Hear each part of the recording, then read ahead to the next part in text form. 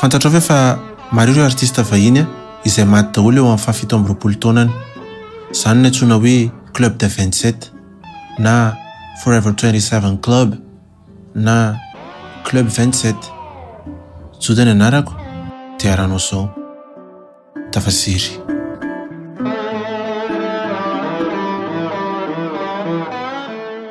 Rehefa maty tamin'ny taona 1994 Kurt Cobain, teo vao tena ndraikitra tao an-tsain'ny olona izany hoe Club 27 izany. Ndao any averiko any amin'ny fiatombohany ianao hoe ohatran'izao ny atombohan'izany tantara hoe Club de 27 izany. Izany dia nanomboka tamin'ny artista anankiray antsoina hoe Robert Johnson. Izy io dia mpiangalin'ny blues tany amin'ny Mississippi teraka tamin'ny 9 May 1970. Tamin'ny taona 1931 izy hitany mpanao blues. Misy mpanao blues nalaza tamin'izany hoe Son House group izy io raha ny fahalalako azy.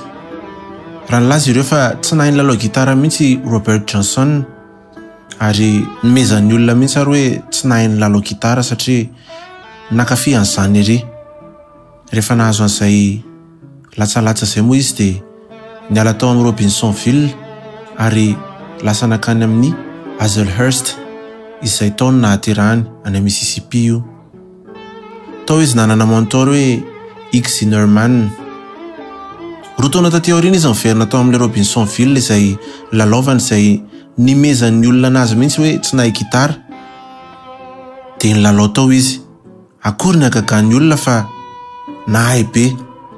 Ary tena nibabababa mihitsy ary ilay groupe Son House fa tena nahadepasanay Robert Johnson hoy izy.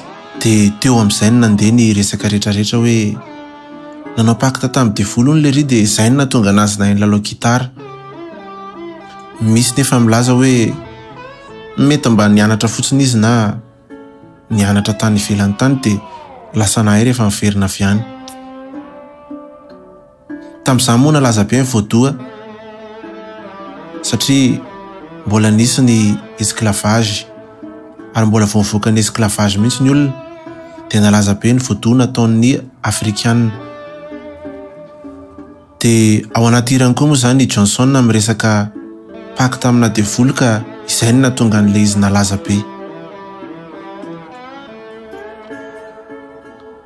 Ao anatin'ilay izy dia mitantara fa nifanena tamina devolo teny amina sampanan-dalana iray ary nanao pacte taminy.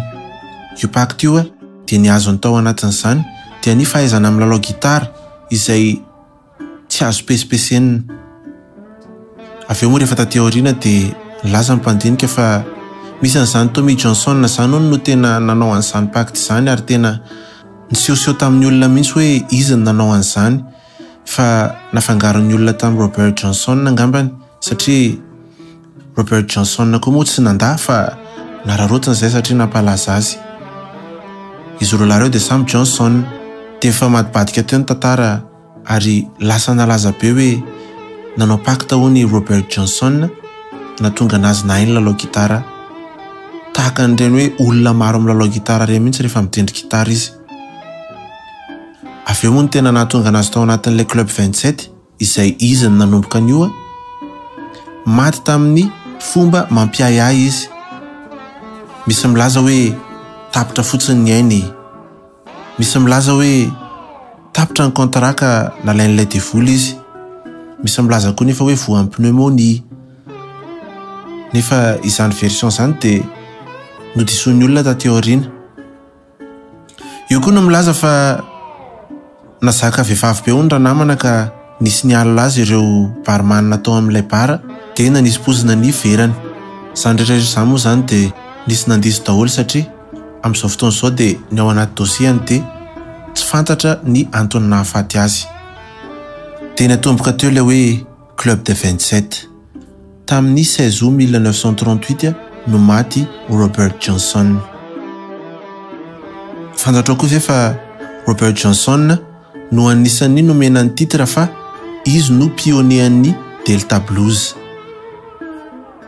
izay narahan'i Elvis Presley taty aoriana sy ny rock and roll. Ireto avy ireo olona ao anatin'izany Club de 27 izany. Ireo malaza, misy koa nefa ireo tsy dia malaza fa ao anatin'izany club izany. ireo malaza aloha no tenentsika. Ao anatin'izany Brian Jones, mpamorona ny Rolling Stones. Maty andrano tao anaty piscine no nafaty azy io teo amin'ny 7 taona sy 19 andro. Ao koa Jimi Hendrix izay mpihira mpitendry gitara malaza ary tena ikuizana. Surdose na médicament no nafaty azy teo amin'ny 17 taona sy 19 andro. Misy an'i Janis Joplin koa izay mpihira vehivavy mpamorona ny grupy Full Tilt Boogie Band teo amin'ny 17 taona sy 19 andro izy no maty. Ao koa Jimmy Morrison izay mpihira tena malaza anisan'ny namorona ny The Doors, tratran'ny crise cardiaque raha namana teo amin'ny 17 taona sy 7 andro. Ao koa Kurt Cobain izay mpihira anisan'ny namorona ny Nirvana,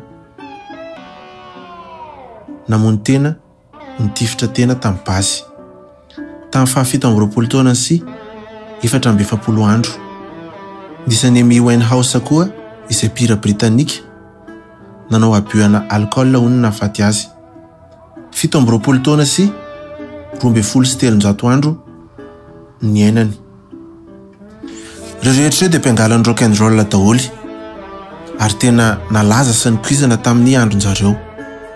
Tamin'ny nafatany Amy Winehouse vao tonga saina indray ny olona fa io ary ilay malédiction ny Club de 27 satria misy maty indray io ary izay olona mpiangalan'izany rock and roll izany dia tsy afa-bela fa mety ho faty eo amin'ny 17 taona ny daholy. Tamin'izany andro izany moa izany dia mifanakaiky daholo ny andro nafatesan'ireo. Misy an'i Brian Jones zao izay maty tamin'ny 3 juillet 1969. Misy an'i Jimi Hendrix 18 septembre 1970. Ao koa Janis Joplin izay maty ny 4 octobre 1970. Dia Jim Morrison moa izany tamin'ny 3 juillet 1971. Kurt Cobain izay nampatonga sainan'ny olona fa misy ny Club de 27 tamin'ny 5 avril 1994. Taty aoriana be taty izay vao nisy ny Amy Winehouse maty tamin'ny 23 juillet 2011. Rehefa nisy an'izany Club de 27 izany dia nanao fanadihadiana mihitsy ary ny siantifika hoe eo amin'ny 4 taona tokoa moa izany no maty ny mpiangalan'ny rock and roll. Dia natao fanadihadiana fa tsy mitombona hono izany hoe maty eo amin'ny 17 taona ny daholo ireo olo ireo, fa mety possible hoe nanao overdose na nafangaro fanafody tamin'ny drogue ohatra dia izay no nafaty an'izy ireo. Fa ny ankabetsahan'ny mpiangalan'ny rock and roll dia eo amin'ny 15 taona eo foana no tena betsaka maty. Misy miteny koa hoe nanao pacte hono ireny ary izay no mahafaty azy eo amin'io 17 taona io satria tapitra hatreo ilay contrat dia alain'ilay entité nanaovana pacte ilay mpihira malaza. Misy koa matahotra an'izany dia izay mahatonga anazy mamony tena. Misy koa milaza fa fanandrefin-javatra hono mahatonga an'izany hoe misy artiste mpiangalan'ny rock and roll maty eo amin'ny 17 taona ny daholy satria mety hoe resaka overdose fotsiny sy accident fotsiny nafaty azy ireo izay mety ahazo ny olona rehetrarehetra satria ny drogue dia tena mamono ary ny mpiangalan'ny rock and roll no tena tia azy io. Misy koa nefa milaza fa marketing izany hono vazaha sasany. Mahatonga azy marketing dia izao maro be ny t-shirt varotana amin'izany resaka hoe Club de 27 izany, na hoe fahafatesana artiste iray koa azo anaovana t-shirt ary tena vola be tsy tokony foroana hono ny azo amin'izany. Izaho manokana zao dia mieritreritra fa mety hoe eo amin'ny fotoana io ohatra dia malalaka kokoa ilay artiste amin'ny mahatanora azy dia manararoatra n'izao fiainana rehetrarehetra izao, manandrana an'izay tsara andramana ary manandrana an'izay tiany andramana. Ka izay mahatonga an'ilay overdose satria tsisy limite ilay izy. Mety possible koa hoe asa tena nanao an'ilay pacte tokoa ve zareo dia tapitra ilay fotoana. Amaranako azy koa dia fantatrao ve fa Lady Gaga izay mpihira mbola velona amin'izao fotoana izao tamin'izy nankalaza ny 29 taonany nisy fety tao an-tranony ary dia nitabataba mihitsy izy hoe velona tsy ao anatin'ny Club de 27. satria nankalaza nefa 20 taonany izy. Asa inona ohatra ny dikan'izany? Tsy fantatritsika fa izay ny zavatra nitranga. Todany anarako dia ny rahanao teo Tafaziry.